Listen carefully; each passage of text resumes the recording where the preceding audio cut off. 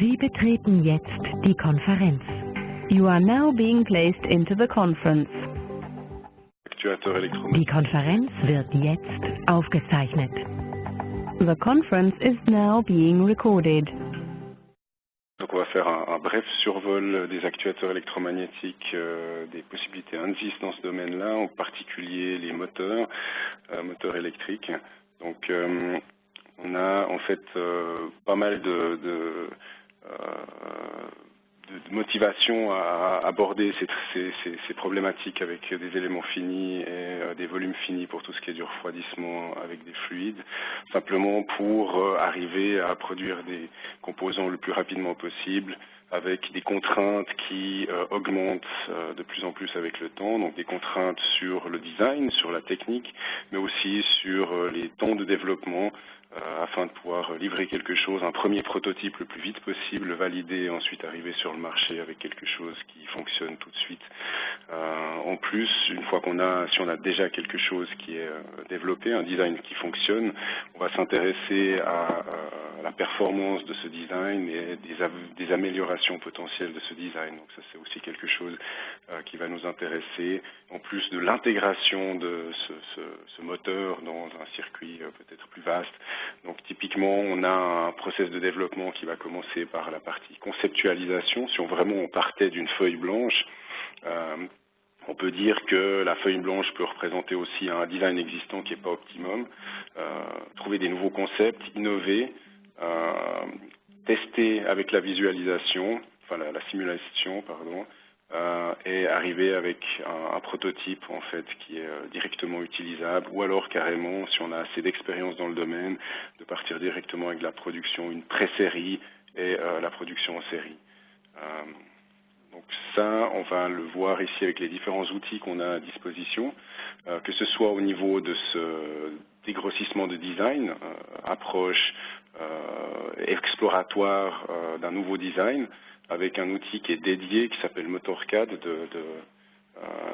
qui est quelque chose d'efficace, très rapide, mais un peu moins précis que les analyses plus ciblées en 2D et 3D qu'on a ici avec Maxwell 2D et 3D. Ensuite, on a le couplage de physique dans des domaines acoustiques, vibroacoustiques, et de refroidissement avec ici la CFD, et finalement l'analyse de système. Donc on va passer à travers ces différents blocs pendant la présentation pour voir en fait ce qu'on peut faire dans ces différents domaines. Donc si on regarde le détail, on va typiquement partir dans l'évolution d'un développement, une partie analytique. On va augmenter le niveau de détail avec les analyses FEM, les simulations FEM. On va ensuite coupler ça, donc c'est la partie thermique, refroidissement, qui joue un rôle bien sûr sur les propriétés de conductivité des matières, sur les pertes de fer, etc., pour arriver en fait à quelque chose de correct. Donc il y aura des itérations en fait au sein de ce bloc analyse couplée, et à la fin finalement le système avec toute une approche de comment va fonctionner la machine dans un environnement le plus proche possible et de la réalité le plus réaliste possible.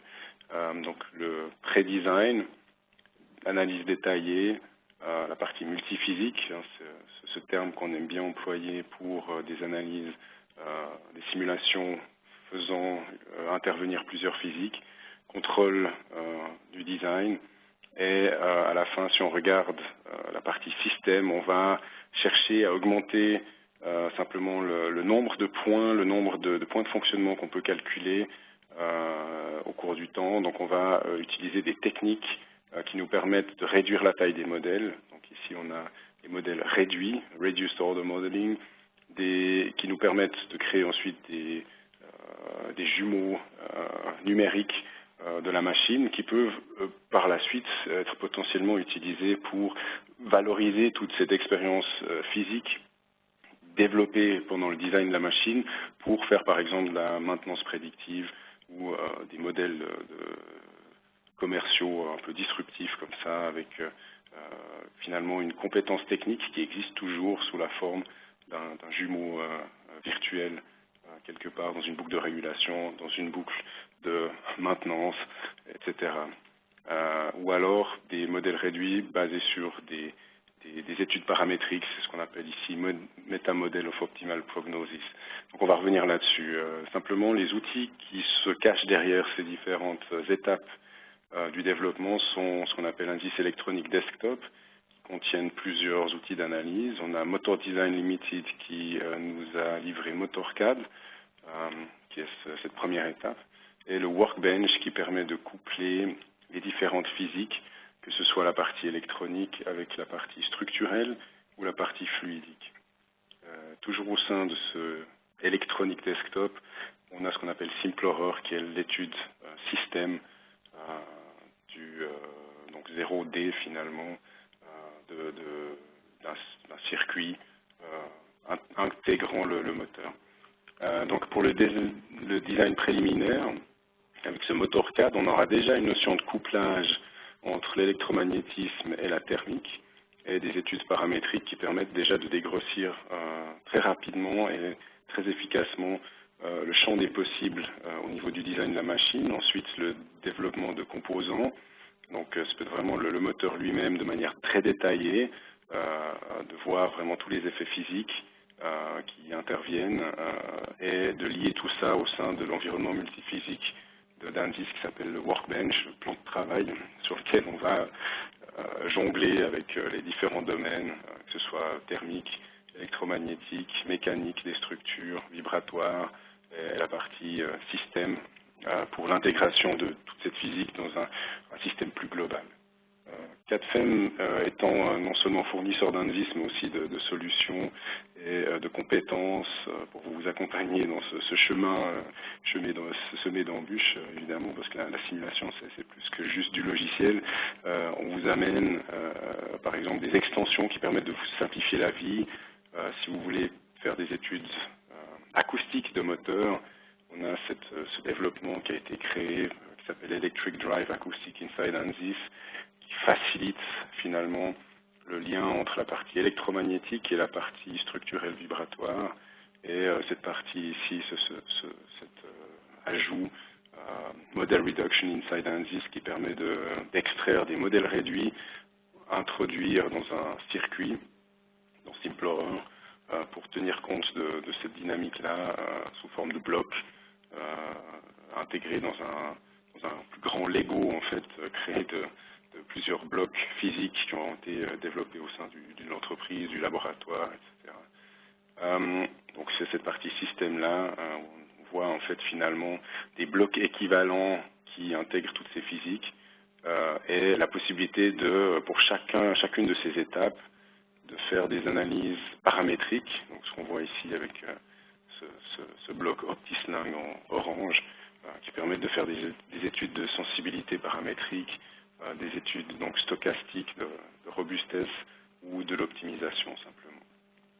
Donc avec un couplage possible avec le monde extérieur à ANSYS, avec des librairies de Modelica, des langages de programmation, des électriciens, des purs programmeurs, ou alors cette Functional Mockup Interface qui nous permet d'intégrer très facilement aussi des données issues de mesures. Donc finalement, on a une approche qui permet aussi d'intégrer des parties expérimentales dans cette étude système. Si on prend ce premier bloc, étude préliminaire, donc on va passer dans MotorCAD avec pour objectif de dégrossir vraiment l'espace des possibles, d'arriver vite vers déjà une topologie et des dimensionnements, des prédimensionnements du moteur, qui nécessite bien sûr un logiciel qui fonctionne automatiquement, qui tient compte de l'électromagnétisme et de la thermique. C'est fondamental, et d'avoir des workflows en fait qui sont déjà adaptés à une utilisation facilitée de tout ça. Donc ça permet vraiment d'aller très vite. Donc on a ici une partie électromagnétique, thermique, et cette partie lab, le laboratoire finalement, qui nous permet de faire des études paramétriques sur ces moteurs, sur ces designs-là, et d'arriver à des cartes d'efficacité pour le moteur directement. Donc c'est quelque chose qui a été développé par des experts dans le design des moteurs. Donc ça, c'est quelque chose qui parle qui connaissent les moteurs, et c'est très facile à utiliser en fait. L'avantage de ce motorcade, je vais vous le montrer tout à l'heure. Donc on a des librairies de moteurs, donc on a des types de moteurs ici à disposition, que ce soit des aimants permanents, avec à l'intérieur, à l'extérieur du rotor, des machines à induction, des machines synchrones, réluctantes. Donc on a toute une série ici de possibilités, avec balai, sans balai pour les aimants permanents. On a toute une panoplie en fait de machines existantes, et on peut customiser tout ça également. Et ça va vraiment dans le détail jusqu'à la position des conducteurs dans une bobine qui seront pris en compte pour la distribution de température ici. On voit ici l'interface de motorcade, donc les différentes géométries, les paramètres qui peuvent être définis. C'est quelque chose qui ne prend pas de temps. Le seul temps, c'est réfléchir à ce qu'on veut faire et ce qu'on veut donner dans cette machine.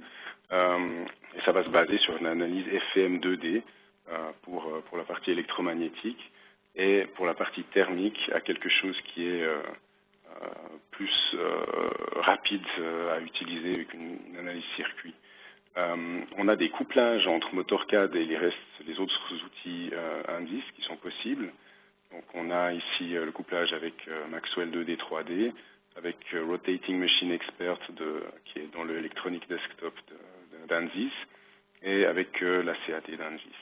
Donc ça, c'est des choses qui sont en train aussi d'évoluer. Il y en a de plus en plus de ces couplages entre cette première étape et les outils avancés d'ANSYS.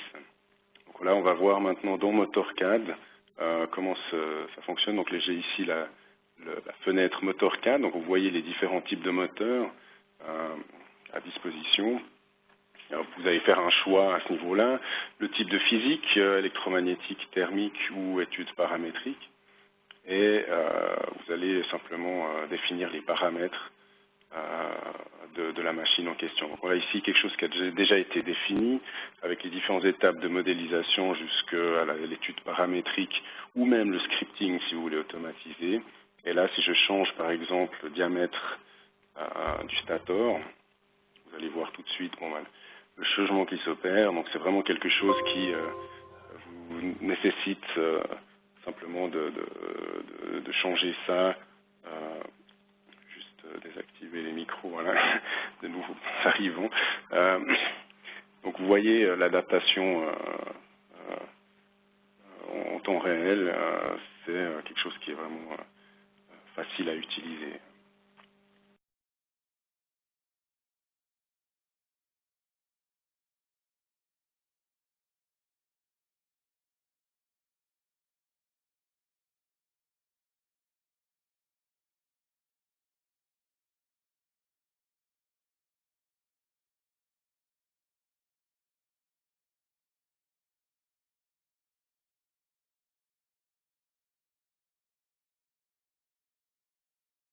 Voilà, donc je reviens, excusez-moi. Donc on a les différents paramètres géométriques. On peut voir cette géométrie aussi en coupe, selon l'axe, avec les différents paramètres possibles en 3D. Bon voilà, ça c'est vraiment pour avoir une représentation et une compréhension de ce qu'on a modélisé. On voit ici les bobinages et la fermeture des bobinages en bout du moteur, qui sont aussi introduits dans le modèle. Sachant par contre que ça permet d'exporter la géométrie en 3D, mais le calcul se fera, lui, en 2D. Donc c'est vraiment pour gagner du temps. Donc l'idée ici, le but est d'avoir quelque chose le plus efficace possible et le plus rapide possible. Donc vous pouvez changer la taille des conducteurs. Vous pouvez changer aussi la disposition de ces conducteurs. Donc c'est quelque chose qui est assez aisé. Le bobinage lui-même, donc entre les différents slots, et ces différents réglages typiques des moteurs. Là, vous avez vraiment accès directement à quelque chose qui est compréhensible d'un ingénieur qui fait du design de moteur. Vous allez entrer vraiment ce qui vous parle physiquement, les différentes valeurs en fait des matériaux. On va utiliser la base de données qui est fournie avec la plupart du temps. Sinon, vous pouvez customiser ça. On a aussi au niveau des pertes différentes possibilités. Et vous voyez ici cette base de données en fait qui est fournie avec le logiciel. On va sélectionner aussi ce qui va être calculé dans ce run et simplement démarrer l'analyse. On voit, est-ce que j'aimerais encore le couple et la démagnétisation prise en compte. Donc ça, c'est des choses possibles. Et ensuite, lancer l'analyse pour voir un résultat. Vous verrez que ça va assez vite. Hein. C'est quelque chose pour ça qui est très agréable. Donc ça se réalise pendant qu'on discute. En général, on a à peine le temps d'aller boire un café. Là, le café sera plus pour l'analyse 3D FEM. Donc ça permet de voir déjà ces champs, où sont les lignes du flux magnétique, où sont les concentrations. On voit l'aimant qui engendre ici des champs un peu plus élevés localement, et ça permet de voir l'évolution en fait. Donc là, ça a pris 39 secondes pour arriver à une solution. Comme je disais, c'est un peu court pour le café. Et ça permet vraiment déjà de voir en fait ces champs, les pertes de fer, et finalement on va aller directement voir les différents rendements du moteur, les pertes du rotor, du stator, différentes courbes qui sont directement créées en fait. Comme c'est un template adapté au moteur, on a tout de suite, sans devoir les définir, les graphiques adaptés. Donc les couples, la force contre-électromotrice, etc., le couple d'encochage, pic des moteurs aimants permanents, et puis c'est le flux conductif qui est sur ce plot-là. Voilà, ensuite, si on va voir du côté thermique, donc on aura de nouveau, on a un petit peu plus qu'on va prendre en compte. Hein, le corps du moteur ici sera pris en compte. On peut définir aussi là différents paramètres du circuit de refroidissement. Est-ce qu'on aura de l'eau, de l'air, etc. Est-ce qu'il y a quelque chose, un flux forcé? Et ça permet de voir en fait l'effet par exemple des positions des conducteurs de la bobine, différentes propriétés matériaux thermiques, conductivité thermique, densité et chaleur massique, pas besoin de beaucoup plus. Et est-ce qu'il y a des circuits de refroidissement? C'est là qu'on le retrouve. Voilà, donc ça c'est par lancer le calcul. On va faire ça aussi sélectionner ce qu'on veut garder comme résultat et lancer l'analyse. Donc là on voit qu'il y a une notion de circuit qui est fait ici, qui est beaucoup plus efficace qu'un modèle FEM et plus rapide. Hein. C'est clair qu'il y a un certain degré d'abstraction, mais un moteur étant, la topologie des moteurs étant très peu différente de l'un à l'autre, on a des templates ici qui permettent de faire quelque chose de très rapide et très efficace, et ça permet aussi de l'adapter en fait à la main si nécessaire. Donc vous allez pouvoir ressortir les températures à des endroits spécifiques finalement qui sont ce qui nous intéresse, la température maximale d'une bobine, à plusieurs positions, au centre, aux extérieurs et aux extrémités. Ça permet vraiment de voir si on aura des soucis avec l'isolant de la bobine pour le fonctionnement. Voilà. Donc ça c'était MotorCAD. Une fois qu'on a défini notre modèle, évidemment, ce travail peut être utilisé dans le cadre d'études paramétriques. Donc, c'est là qu'on va utiliser cet outil qu'on appelle OptiSlung, par exemple, qui est une sorte de boîte à outils stochastique et d'optimisation. Donc on va prendre notre modèle qui tourne, qui a déjà été calculé une fois, et simplement faire varier les paramètres et laisser l'optimisateur faire son travail pour nous livrer un design qui sera meilleur, plus efficace, que ce soit avec MotorCAD comme on l'a vu, on a un couplage avec MotorCAD, ou alors avec n'importe lequel des outils d'ANSYS qui existent dans ce ANSYS Workbench. Donc ici on a un exemple avec Maxwell 2D. On aura tendance à essayer de réduire la dimensionnalité des modèles pour ces analyses paramétriques, quitte à les revalider après coup, a posteriori, avec un modèle plus précis en trois dimensions.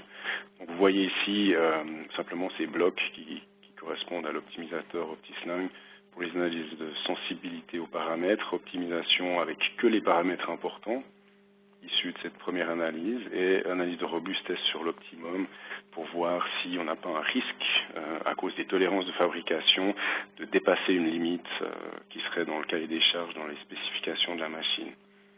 Évidemment, vous avez tous les outils de post-processing disponibles à utiliser ou non en fonction des besoins. Après, pour plonger plus dans le détail, on passe maintenant dans ce bloc qu'on a appelé développement de composants. Donc là, on va vraiment plonger dans la physique plus précise. Donc l'idée, c'est vraiment d'éliminer des problèmes, des zones à problème et d'optimiser en fait ces zones pour avoir un design le meilleur possible. Et ça nécessite de nouveau plusieurs physiques, des couplages entre les physiques et un workflow qui permette quand même une automatisation. Donc on arrive dans ce workbench d'ANSYS on voit ici tout un workflow entre une géométrie, une analyse Maxwell, une analyse fluide avec Fluent, la partie CFD pour le refroidissement, une analyse structurelle, ça peut être une analyse structurelle statique ou vibratoire, et un couplage potentiel dans Simplorer pour du 0D, ou alors dans les différentes modules d'éléments finis ou de volumes finis. Donc ça c'est le jonglage avec la palette de couleurs de l'ingénieur qui doit jongler avec les physiques. Mais là on a des workflows dont CADFEM vous assiste ici pour une question donnée à trouver le workflow le plus efficace. Si je me concentre maintenant sur la partie électromagnétique avec Maxwell, on a finalement un outil, un state of the art pour tout ce qui est électromagnétique, avec la gestion des géométries, quelle qu'elle soit. La géométrie est totalement libre. On peut faire des choses un peu bizarres, des pôles qui ont des formes totalement arbitraires. Donc vous pouvez le dessiner vous-même, l'importer d'une CAD, et puis simplement tester des choses qui ne seraient pas forcément orthodoxes pour essayer d'innover. Vous avez bien sûr les analyses statiques, transitoires ou dans le domaine fréquentiel, des mouvements, que ce soit en rotation pour un moteur, centré ou décentré. Donc ça, vous pouvez étudier aussi le décentrage du rotor, ou en translation. Vous avez toutes les physiques, les matériaux orthotropes, anisotropes, et puis des possibilités d'accélérer les calculs, parce qu'évidemment quand on part dans du 3D, c'est quelque chose qui prend tout de suite un peu plus de temps que le 2D, mais ici ANSYS investit beaucoup d'énergie et de développement depuis des années dans ce qu'ils appellent high power computing pour paralléliser dans l'espace ou alors paralléliser dans le temps. Donc en fait c'est quelque chose qui est tout à fait possible aussi. Vous pouvez paralléliser non seulement en découpant le modèle par des parties du modèle élément fini, par contre, il faut aussi paralléliser l'évolution temporelle du calcul. Ça, c'est quelque chose qu'ANSYS a déposé sous forme de brevet, qui permet de calculer plusieurs temps simultanément sur plusieurs cœurs d'une machine. Donc ça, c'est très puissant. Ça permet, typiquement pour des moteurs, un calcul transitoire non linéaire, va permettre une accélération vraiment proportionnel au nombre de cœurs utilisés. Quelque chose qui n'est pas du tout intuitif, mais si j'ai 1000 pas de temps et 1000 cœurs, je peux tous les calculer d'un coup aussi vite qu'un pas de temps sur un cœur. Donc aussi les effets lamination, les effets de fabrication aussi qui peuvent être pris en compte, quelque chose qui évolue aussi, qui est ici à la pointe à ce niveau-là. Et pour les aimants permanents, on a la démagnétisation due à un champ appliqué sur l'aimant ou la température. Donc là, on peut prendre les deux effets en compte pour vraiment comparer les couples engendrés dans un moteur tout en tenant compte de l'historique du vécu du moteur, en fait. Donc on a un outil dans Maxwell qui permet de simplifier tout ça, d'automatiser l'analyse. Donc une fois qu'on a un modèle qui tourne, qui est paramétrique, vous pouvez utiliser ce qu'on appelle ce Machine Toolkit, comme le lab de MotorCAD va vous permettre de créer des cartes d'efficacité de moteur de manière automatisée. On va vous demander qu'est-ce que vous voulez, etc., et créer ces analyses automatiquement, sachant qu'il faut aussi les paralléliser. Si vous calculez plusieurs points, vous pouvez les distribuer sur plusieurs cœurs et obtenir par ce biais-là des résultats beaucoup plus rapidement. Au niveau structurel, donc vous allez pouvoir coupler les forces engendrées par les champs magnétiques entre les pôles, les coupler sur une analyse structurelle. Et typiquement, ce qui va nous intéresser, c'est une analyse harmonique dans le domaine fréquentiel qui permet de voir en fait l'excitation du rotor sur le stator et du stator sur l'environnement. En fait, il y a une analyse transitoire duquel on va extraire par une transformée de Fourier l'excitation sous forme de spectre en fonction de la fréquence et calculer ici la réponse harmonique de la structure. Donc ça, c'est quelque chose de très intéressant qui permet de voir en fait l'effet, par exemple la fatigue sur le moteur ou bien l'acoustique autour du moteur. Et au niveau thermique, on va pouvoir aussi utiliser une analyse FEM thermique dans Workbench Mechanical pour reprendre le champ de température. Donc on a ici un exemple où le moteur est refroidi par un circuit de refroidissement qui est possible à modéliser dans le module FEM avec ce qu'on appelle des éléments fluides. Ça ressemble à des éléments poutres qui s'appellent fluide 116 en l'occurrence, qui permettent de refroidir la structure. Donc pas besoin de faire de CFD ici, ça va beaucoup plus vite. Et vous avez déjà une vue en fait du refroidissement de ce moteur, une carte de température que vous pouvez recoupler dans Maxwell. Si vous avez un refroidissement passif ou alors avec un ventilateur, vous allez le faire à ce moment-là avec Fluence, la partie CFD, et recoupler le champ de température dans Maxwell.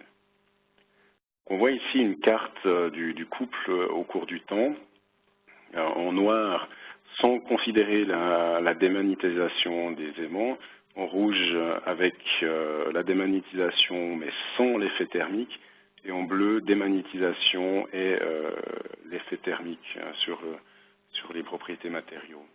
Donc vous voyez que vous aurez une différence ici non négligeable qui s'approchera plus de la réalité. Donc si on regarde dans Workbench, ici, ce plan de travail sur lequel on a déjà mis des physiques, on a Maxwell 2D, qui est un calcul de moteur FEM 2D, le module thermique dont je parlais juste avant, en FEM, et un module structurel FEM.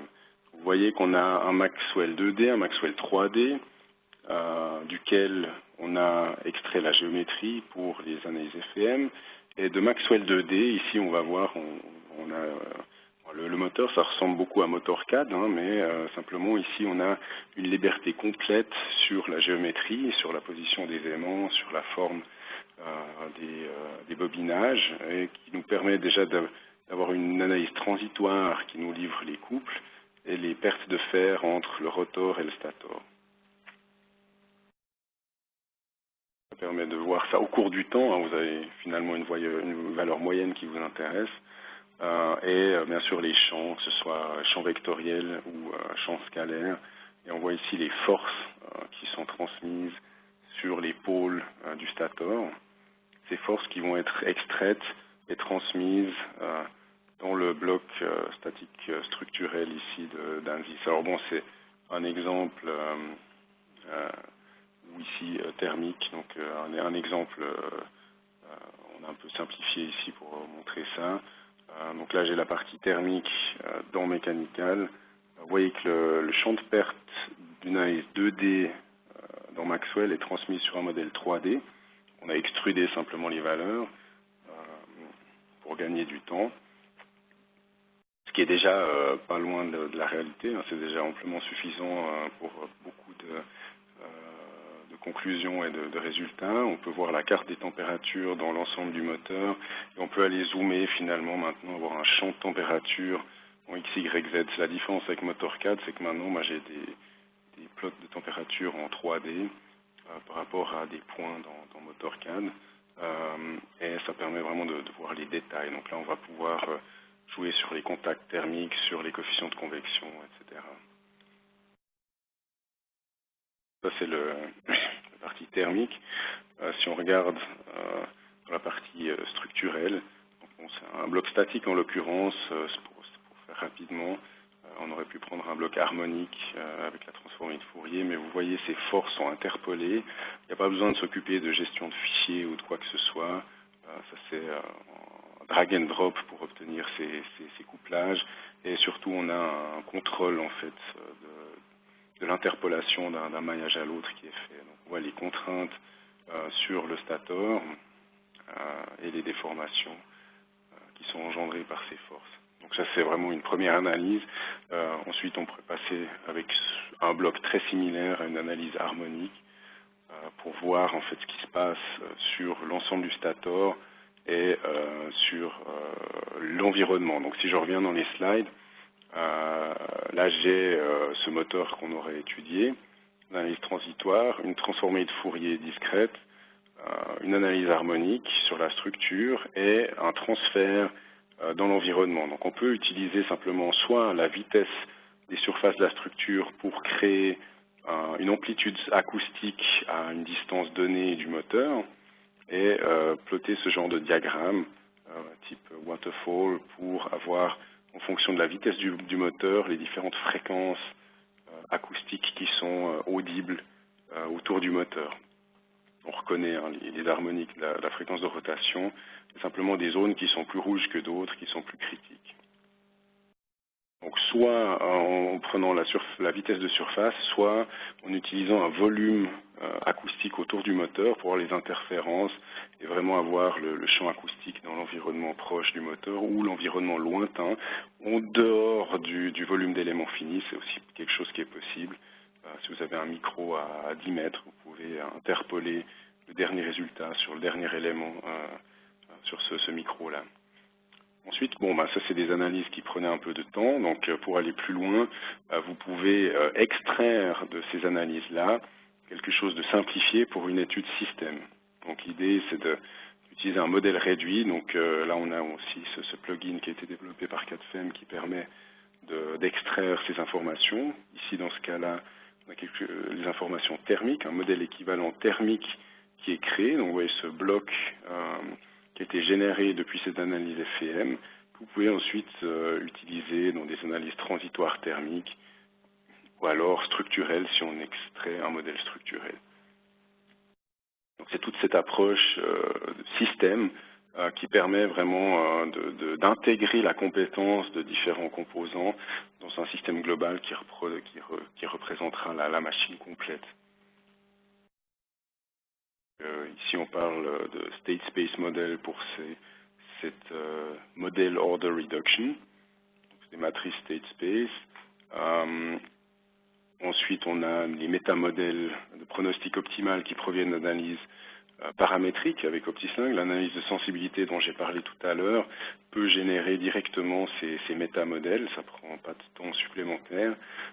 C'est une surface qui a été optimisée pour représenter au mieux le modèle dans l'espace des n dimensions des différents paramètres d'entrée du système.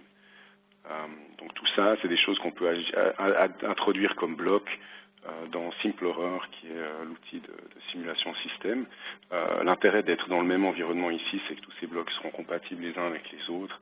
Et c'est quelque chose qui est finalement assez simple à utiliser pour vous.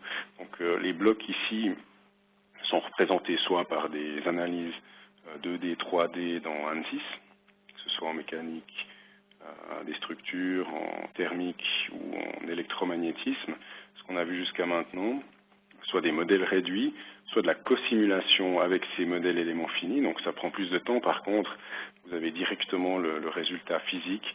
Ici, une analyse fluide d'une vanne. Les parties scriptées, les parties électriques, différentes physiques ici qui sont utilisables. Logique de contrôle, avec logique de commande, lien avec ce Functional Mockup Interface qui est quelque chose indépendant d'ANSYS, donc qui permet l'intégration de beaucoup de systèmes différents ou des mesures, des modèles de librairie ou Modelica qui est aussi quelque chose d'externe à ANSYS, ou VHDL-AMS, le langage des électriciens, pour entrer des équations différentielles directement dans la boucle de simulation. Donc on voit ici un exemple de bloc qui a été extrait de Maxwell. Donc si vous simulez votre moteur dans Maxwell, ici en 3D, évidemment avec les symétries on voit qu'une partie du moteur, vous allez pouvoir faire un clic pour exporter ici, après une analyse paramétrique, un modèle équivalent. Donc c'est un circuit un équivalent de circuit extraction, ECE modèle, qui apparaît dans le Simplerer. Donc vous voyez la partie électromagnétique, on a la partie mécanique avec un volant d'inertie, la partie électrique, la partie commande, la partie PID, qui sont toutes utilisées pour réguler en fait finalement une vitesse de rotation, typiquement d'un volant d'inertie dans ce cas-là. Donc là, les limitations il n'y en a pratiquement plus à ce moment-là, et c'est des systèmes qui vont tourner très très vite. Donc c'est quelque chose, on peut faire du temps réel, un démarrage avec la régulation qui stabilise la vitesse en quelques secondes. Voilà, donc c'est tout ce que je voulais présenter aujourd'hui. Bien sûr, si vous voulez en savoir plus, venez nous rendre visite, déjà sur notre site, 4fem.ch. Vous pouvez changer ici la langue en français, sinon on a une partie en allemand ou en anglais. Sur le savoir-faire, vous trouvez les formations. Actualité, vous trouvez les différents événements qui ne sont pas que des webinaires, il y a aussi des événements au cours desquels on peut se rencontrer. Et puis sinon, les contacts des différentes personnes qui peuvent vous répondre, ou bien vous diriger vers un contact technique pour avoir des réponses à vos questions. Voilà, donc je vais maintenant réactiver les micros. Je crois qu'on n'est pas tant que ça, donc on va pouvoir, si vous avez des questions en fait, je vais simplement vous permettre de les poser.